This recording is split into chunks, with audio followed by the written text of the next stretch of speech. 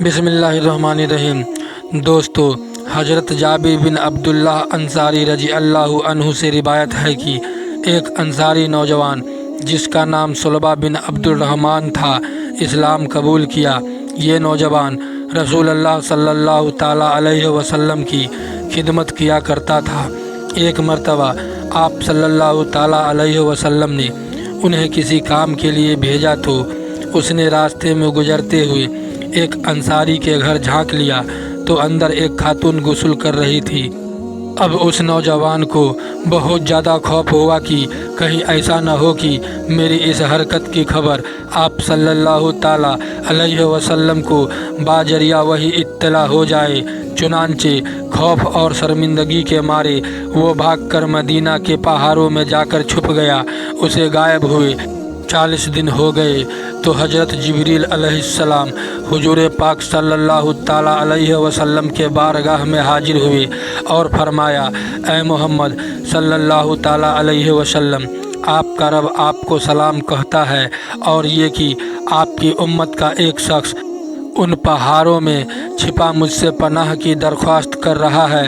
آپ صلی اللہ تعالیٰ علیہ وسلم نے حضرت عمر فاروق رضی اللہ عنہ اور حضرت سلمان فارسی رضی اللہ عنہ سے فرمایا کہ تم دونوں جاؤ اور اس نوجوان صلبہ کو پہاڑی کے پیچھے سے تلاش کر کے میرے پاس لاؤ۔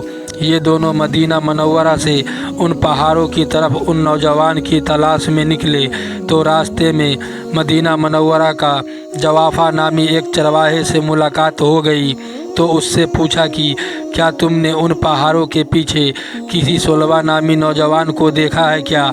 اس نے کہا کہ شاید آپ لوگ اس نوجوان کی بات کر رہے ہو جو جہنم کے ڈر سے بھاگا ہوا ہے۔ ان حضرات نے کہا، تمہیں کیسے معلوم ہوا کہ وہ نوجوان جہنم سے بھاگا ہوا ہے؟ چرواہے نے کہا، وہ اس لیے کہ جب آدھی رات گزرتی ہے تو وہ اپنی پیشانی پر ہاتھ رکھ کر پہاڑوں کے اندر سے نمودار ہو کر اس طرح صدا لگاتا ہے کہ اے کاش تو میری روح کو روحوں میں قبض کر لیتا اور جسم کو جسموں میں، اور مجھے فیصلے کے دن کے لیے نہ رکھتا۔ حضرت عمر رضی اللہ عنہ نے فرمایا کہ ہاں، ہم لوگ اسی نوجوان کی تلاش میں یہاں آئے ہیں۔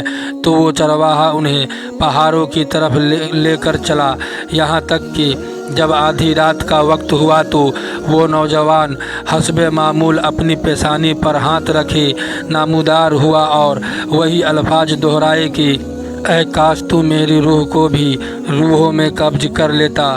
حضرت عمر رضی اللہ عنہ نے جیسے ہی اس نوجوان کی آواز سنی تو جھپٹ کر اسے پکڑا اور گود میں اٹھا لیا تو اس نے پوچھا کہ آپ صلی اللہ علیہ وسلم کو میرے گناہ کے بارے میں معلوم پڑ گیا ہے کیا؟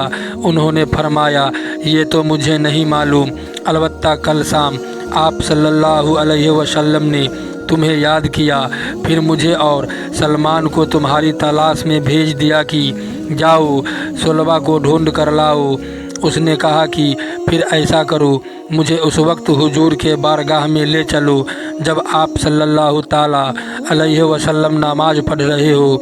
حضرت عمر اور سلمان فارسی اس کو ساتھ لے کر چلے اور صلبہ کو پیچھے صف میں کھڑا کر دیا۔ صلبہ نے جب نماز میں آپ صلی اللہ علیہ وسلم کی تلاوت سنی تو بے ہوش ہو کر گر پڑا۔ سلام کے بعد جب رسول اللہ صلی اللہ تعالیٰ علیہ وسلم نے ان دونوں حضرات سے صلبہ کے بارے میں پوچھا تو انہوں نے عرض کیا، یا رسول اللہ صلی اللہ تعالیٰ علیہ وسلم، یہ رہا صلبہ۔ آپ صلی اللہ علیہ وسلم نے اسے ہلایا تو وہ ہوش میں آ گیا۔ آپ نے فرمایا، تجھے کس چیز نے مجھ سے غافل کر دیا تھا؟ اس نے عرض کیا، یا رسول اللہ صلی اللہ تعالیٰ علیہ وسلم، میرے گناہ نے۔ آپ نے اسے تسلی دی اور اسے اپنے گھر جانے کا حکم فرمایا، جس کے بعد وہ نوجوان 8 دن تک بیمار رہا۔ اطلاع ملنے پر حضرت سلمان فارسی رضی اللہ عنہ بارگاہ رسالت میں حاضر ہو کر عرض گزار ہوئے کہ احساس گناہ نے صلبہ کو بیمار کر دیا ہے۔ آپ صلی اللہ تعالیٰ علیہ وسلم نے فرمایا، چلو ابھی सुलबा की इयादत करे। आप सल्लल्लाहु ताला अलैहि वसल्लम उसके पास तशरीफ़ ले आए और सुलबा का सर अपनी गोद में ले लिया। फिर फरमाया, इस वक्त तुम क्या महसूस करते हो? उसने फरमाया, या रसूल अल्लाह सल्लल्लाहु ताला अलैहि वसल्लम, मुझे ऐसा महसूस होता है कि मेरे जिस्म का गोश्त मेरी खाल और हड्डियों को चूटियों सी काट रही है। आप सल्लल्लाहु ताला अलैहि वसल्लम ने फरमाया, कोई ख्वाहिश हो तो कहो। सुलबा ने कहा, मेरे रब की तरफ से मगफिरत का परवाना।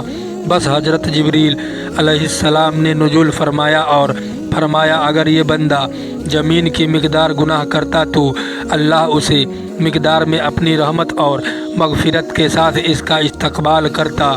जब रसूल अल्लाह सल्लल्लाहु ताला अलैहि वसल्लम ने सुलबा को अल्लाह का ये पैगाम दिया तो उसने एक चीख मारी और उनका रूह परवाज कर गया। आप सल्लल्लाहु ताला अलैहि वसल्लम ने सुलबा को तजहीज़ व तकफ़ीन का हुक्म फरमाया और नमाज जनाजा के बाद उसे लेकर निकले। हमने देखा कि आप सल्लल्लाहु ताला अलैहि वसल्लम पंजों के बल चल रहे थे। तदफीन के बाद आप सल्लल्लाहु ताला अलैहि वसल्लम से उसकी वजह पूछी गई तो आपने फरमाया, कसम है उस जात की जिसने मुझे सच्चा नबी बनाकर भेजा। वजह ये थी कि सुलबा के जनाजे के साथ चलने के लिए आसमान से इस कदर फरिश्ते नाजिल हुए कि ज़मीन पर पाँव रखना मुश्किल था। दोस्तों, उम्मीद करता हूँ ये वाक़या आपको पसंद आया होगा। वीडियो को लाइक करके चैनल को सब्सक्राइब कर दें। खुदा हाफिज़।